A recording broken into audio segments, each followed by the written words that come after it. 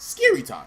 Okay, I've been getting a whole bunch of requests asking me to do scary stuff. So I got this requested video, 8 true Halloween horror stories that will make your skin crawl by Mr. Nightmare. Links to the original video is in the description down below. Okay guys, by this video being long, I'm gonna have a two-parter on. So let's get into this video. Let's scare. Spooky. Scary. Ooh. I was 22 years old, attending a Halloween party at my former best friend Nick's house, who died of a heroin overdose in 2013. Oh man. Before his death, he would throw big Halloween parties every year at his house, as his parents routinely flew to New York every year to attend their own friend's party.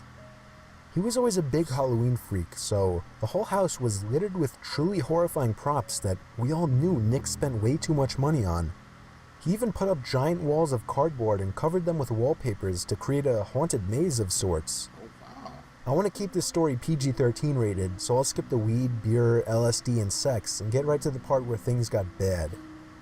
I'll admit, we weren't in our right minds. None of us were. Anyone who came to Nick's parties knew what went down. Me, Nick, and a few other guys, Vinny G, Joey, and Q, were upstairs in Nick's room smoking a bong when we heard two steady, loud bangs come from downstairs. Nick clumsily but panickingly rushed to open the door and see what was going on. There were sounds of screaming of both guys and girls. I remember quite clearly it sounded as if there were a crowd of people screaming for their lives down there. We all called Nick to come back in and shut the door. Even under the influence of drugs, we all knew what was going on. Nick ran back inside and shut the door quickly but also quietly, locking it behind him. He turned to us and had on the facial expression of someone who had just witnessed murder. "What did you see? What's going on?"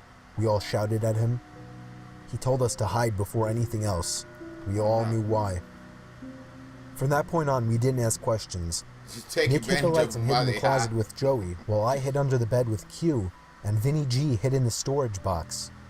We could hear the blasting music from downstairs turn off, followed by a grown man screaming at everyone to shut up. One unfortunate girl let out a scream of shock and fear, and after another bang, silence. The man started shouting at everyone again, but personally I couldn't hear it too well, and I certainly as hell wouldn't remember exactly what he was shouting. We heard two other men shouting. By now there were a confirmed 3 intruders in the house, but there could have been more for all we knew at that point. We heard the sound of boots stomping up the stairs and then coming halfway down the hall and stopping outside the bedroom. Got a little bit lost. Is there? I'm a little bit lost. I'm just gonna point that out. Door. Right now. The intruder on the other side of the door tried the doorknob, but when he realized it was locked, he started ramming into the door with most likely his shoulder. After a few failed attempts at that, the sound of a few shots to the doorknob were clearly enough to break the lock, allowing the door to swing open. We heard cries from downstairs after the shots to the doorknob, followed by a silencing gunshot. Me and Nick had our hands on our mouths to shield our breathing noises. I watched through the transparent cloth that hung from the bottom of Nick's bed as the black boots with overlapping ripping denim jeans moved instinctively to the closet. He opened the door. I could hear Nick begging for the intruder not to kill him, offering a generous amount of money if they would leave. Nick gave himself up as the house owner. That's when the intruder ordered him downstairs. The rest of us stayed put. Apparently Joey hadn't been caught with Nick. We stayed under the bed, shaking and afraid. There was near silence from downstairs, other than Nick talking with the intruders, but whatever they were saying was much too low for us to hear. It felt like a near 20 minutes before the front door slammed shut and Nick came running back upstairs to tell us that they were gone. I think the most horrifying moment of my life was when I stepped downstairs back into the living room and saw the 2 dead bodies laying lifelessly on the ground, holes in their heads spewing out blood. Jen and Robbie, 2 good friends that I still miss. I'll spare you the details of what happened when the police arrived, but despite the fact that the house smelled like a marijuana greenhouse, the police were more interested in finding out who the masked men were that killed 2 innocent college students. Oh yeah, Nicky told the 4 of us who were hiding in his room that there were 4 intruders in total, all wearing fedoras, vendetta masks, coats, and gloves. They demanded $100,000 in cash, and when Nick could not provide it, they demanded he fill their empty sack with his most valued possessions.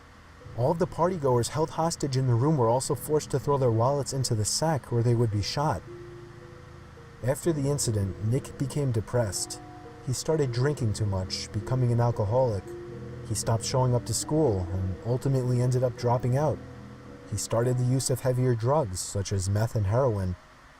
I had one good talk with him since the incident, and he was more real during this talk than he had ever been.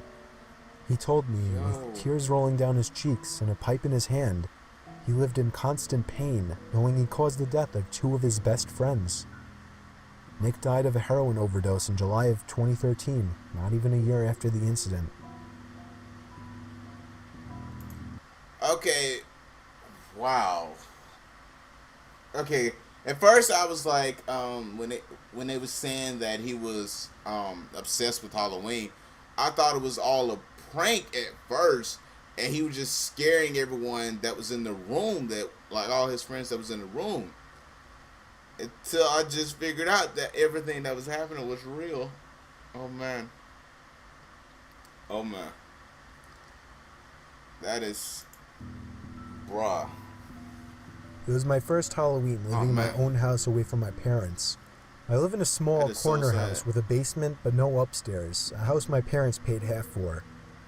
It was 11 o'clock at night. I was sitting in the living room watching scary Halloween movies when I found myself getting up to answer a knock at the door. But then I stopped and thought, who could be at the door at 11 p.m.? Surely there were no more trick-or-treaters out. Hopefully. I had a pretty good feeling it was a late-night Halloween ding-dong ditcher, so I gave it a second, then I shot a glance to the porch through the window. They were gone already. Yup, ding-dong ditchers. I sat back down not thinking twice about it, and again, knocking at the front door. Get lost, I yelled. I was not in the mood for punky kids.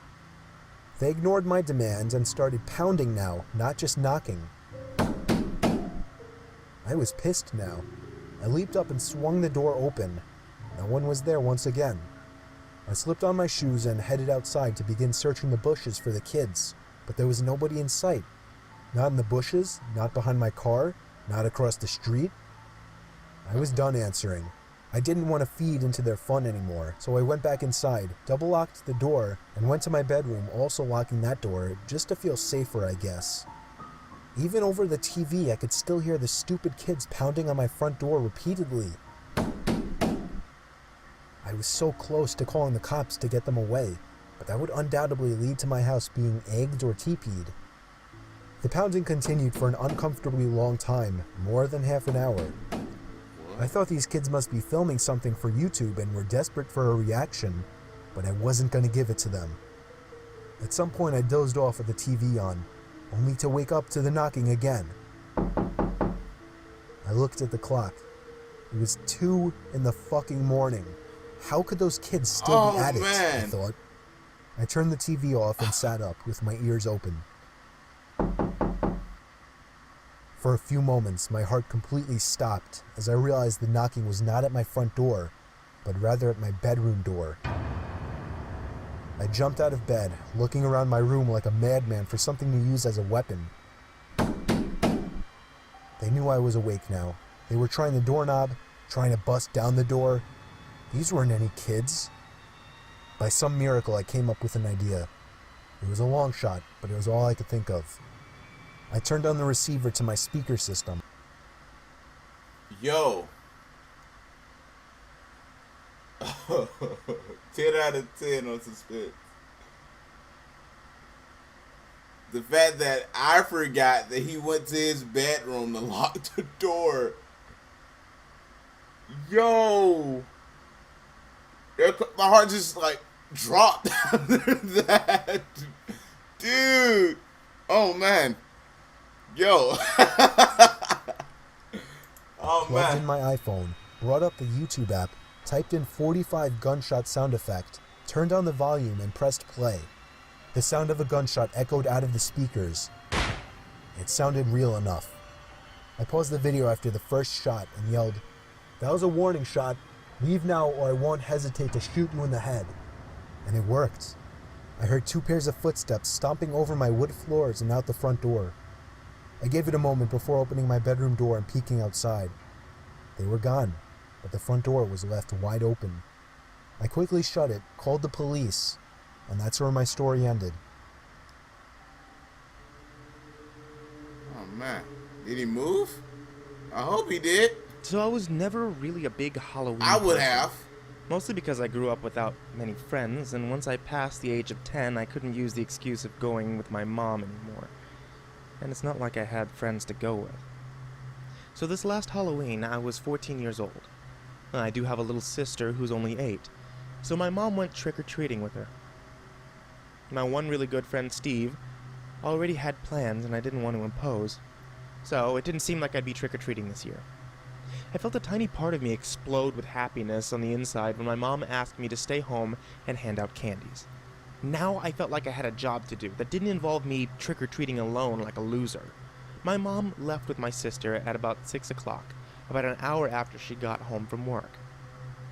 She told me to expect her back around 9, so I was relaxing on the couch in the living room, watching the Scary Movie marathon on AMC, and occasionally answering the door to give candy to the kitties. And while doing that, the kitchen phone began to ring. I remember the ringer was set so loud it actually made me jump.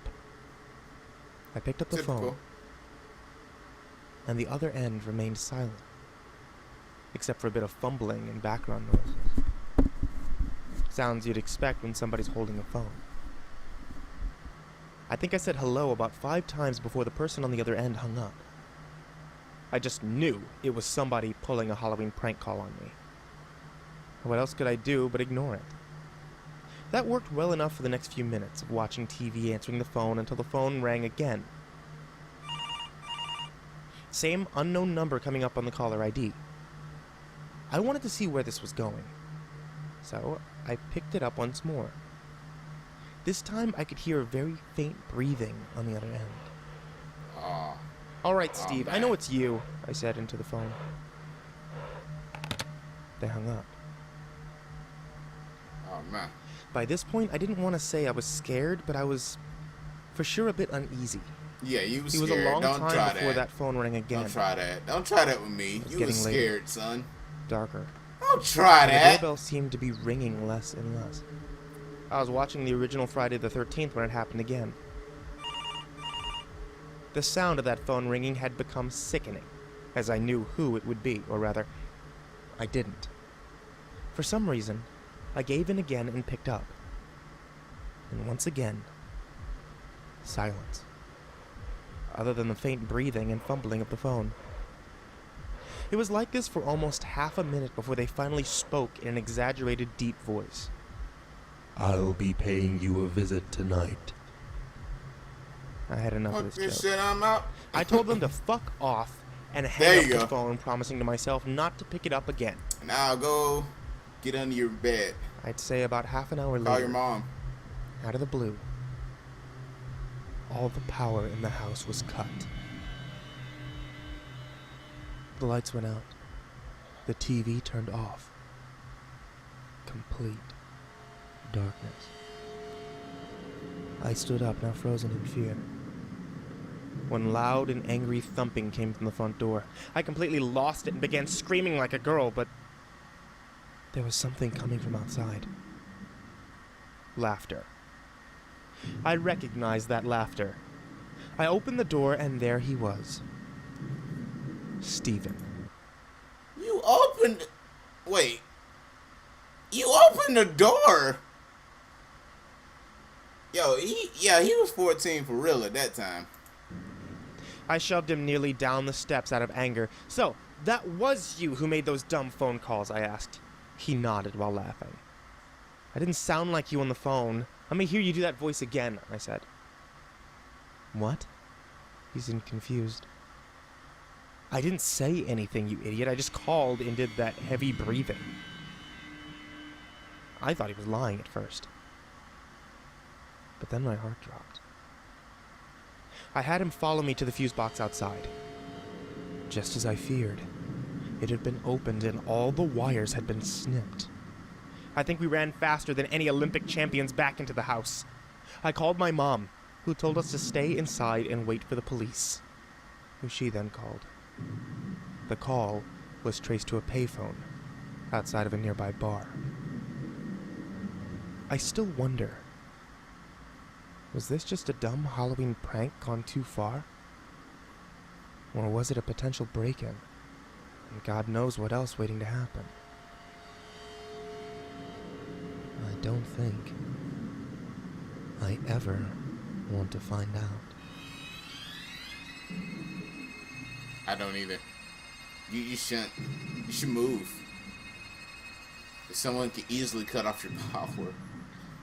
When I was younger, Oh man. my friends and I went trick-or-treating every year.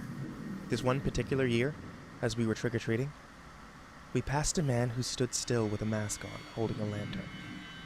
As we walked past him, Spooky. he turned his whole body around and followed us with his eyes.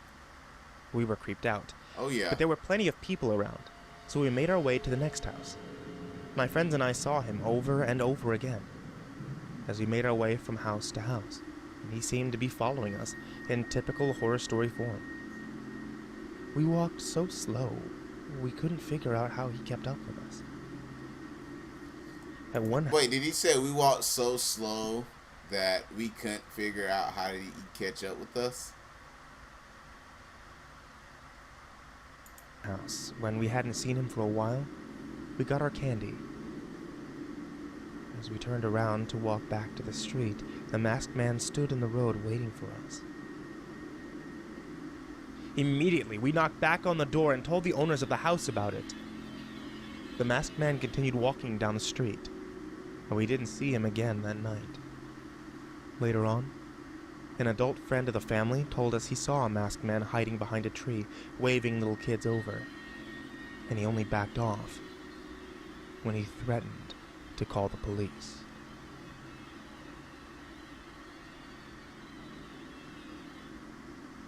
I was trick-or-treating with my friend Casey. We were both 11 years old at the time. We were walking across a small wooden bridge over a small river that many called Jack Winkle River when a black Jeep pulled up on the other side of the bridge, basically blocking our way. We turned around and hurried away. We were the types of kids to obey the stranger danger rules. Stranger danger. We could hear the windows of the Jeep rolling down, and a man with a raspy smoker's voice called for us to come back. He was yelling for help, asking us for directions. I yelled sorry, and we continued to hurry away. The Jeep couldn't fit over that small bridge, so it pulled away and drove down the road on the other side. We thought we had made our escape from the creepy driver, when here came an SUV barreling around the corner and down the street, slamming on the brakes in front of us. Once again, the driver rolled down the windows. Now with them right next to us, we could see there were two passengers in the car as well.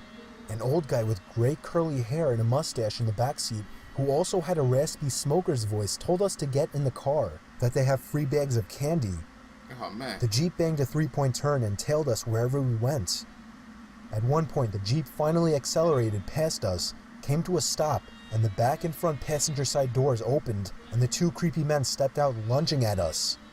We dropped our bags of candy and ran straight for my house, which was in sight now. We rang the doorbell desperately at least 20 times. The old men that were chasing us couldn't run fast, and when they saw us running to my house, they turned back.